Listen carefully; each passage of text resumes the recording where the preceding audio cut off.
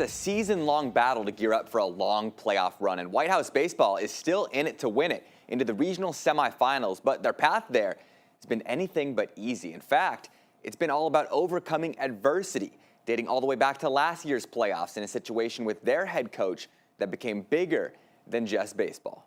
There's always been a standard of success for the Whitehouse Baseball team. At one point this season, ranked #1 in the state, but it hasn't always been an easy path. We've had so many injuries that, it could have derailed the whole season. But, we just have this next man up mindset. They've had their fair share of adversity this season, losing some key players throughout the year. I had minor arm problems where I'd cause soreness, where I'd have to ice like before and after games and stuff like that. And then our last district game, it tore during one of our plays at shortstop, and that's when my tricep tore. I was in the outfield and strained my ACL, so I was out for about a month and came back the week of district, and yeah, it was a whole thing. But you can't reach the top of the mountain without first making the climb, and Whitehouse has been making that climb. Coach Greg Branch knows the team is battle-tested now to try and go all the way this year.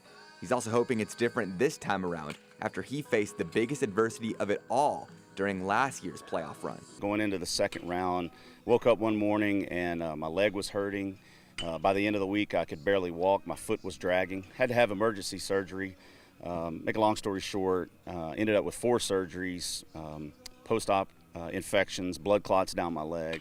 At one point in time, I was literally fighting for my life. Branch spent 21 days in the hospital recovering, some days worse than others. But even as the Wildcats saw their season come to an end, some things are just much bigger than baseball.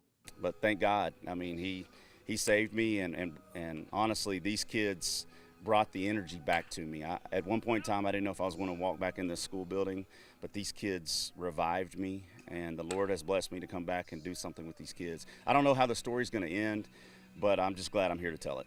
1 year later, Coach Branch is feeling better than ever, and so is his team. On to the regional semifinals with the state tournament in their sights.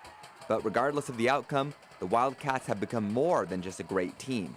They've become a close-knit group of great men, and that's the most valuable lesson of them all. But these kids, they came and saw me in the hospital. They came and saw me at the house. They sat by me in the bed. Some of them brought me food. I mean, it just shows, again, the makeup of these men, and that's what they've become. They've become men. And if anything else, if we win a championship, we don't win a championship, they've turned into really good men, and I'm proud of that.